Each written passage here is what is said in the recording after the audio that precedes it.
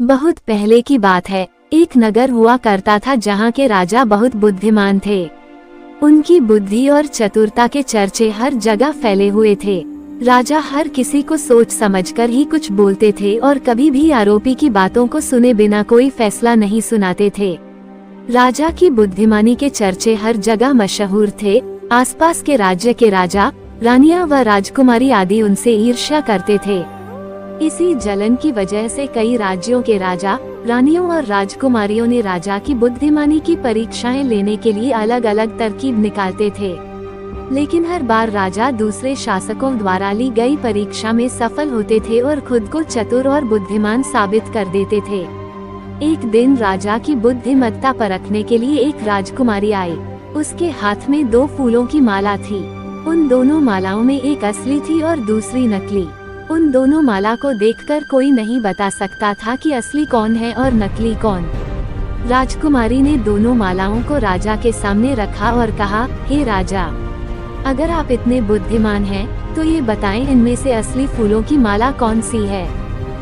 राजदरबार में बैठे सभी लोग हैरान हो गए, क्योंकि उन्हें भी असली और नकली फूलों की माला पहचान में नहीं आ रही थी। सभी ये सोचने लगे कि आखिर राजा कैसे असली माला पहचानेंगे। राजा को भी दोनों माला देखकर हैरानी हुई, लेकिन उसके दिमाग में एक तरकीब सूझी।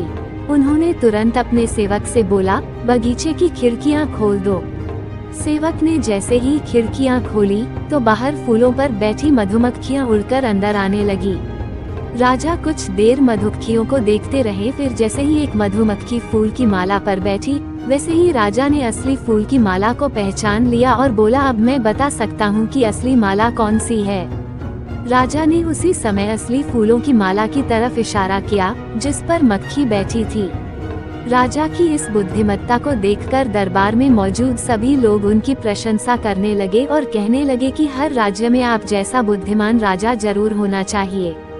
राजकुमारी भी राजा की इस होशियारी को देखकर बहुत प्रसन्न हुई और राजा की तारीफ में दरबार में कुछ शब्द बोले और फिर अपने राज्य के लिए चल पड़ी।